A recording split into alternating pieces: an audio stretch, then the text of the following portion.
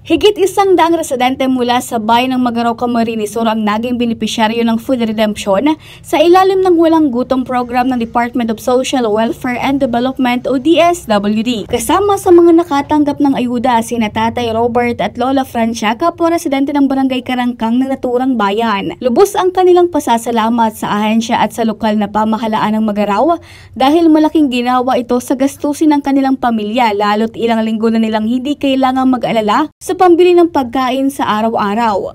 Inot na inot po, ma'am. Napakalaking tabang po sa muya. Ang kadaklan po sa to, mayo man nga ni po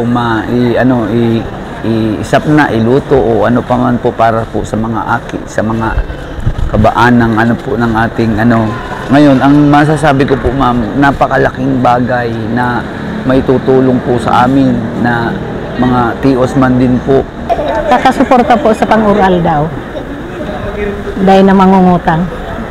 Ang Walang Gutom 2027 o Philippine Food Stamp Program na sinimula noong 2024 sa ilalim ng administrasyon ni Pangulong Ferdinand Marcos Jr. ay flagship program ng DSWD, katuwang ang mga lokal na pamahalaan na layong matugunan ng problema sa gutom ng mamamayang low-income earners o 8,000 pababa ang kinikita kada buwan sa pamilyang may 5 miyembro. Tumanggap ng 3,000 food allowance o credits ang mga benepisyaryo na itugma ang halagang ito sa iba't ibang pagkaing nakalatag sa venue mula sa Go, Grow at Glow Food gaya ng prutas, gulay, tinapay, itlog at iba pa. Karamihan sa mga ito ay sariwang ani mula sa mga lokal na magsaka ng Magaraw at Karatig Bayan. Ini yung programang iniyo to lessen syempre yung sa tuyang yung poverty threshold, especially itong mga nagugutom na pamilya, especially didiyo sa tuyang banwaan. So kaya ini yung program iniyo, naka-allocate talaga siya naman sa mga poorest of the poor kang sa tuyang banwaan.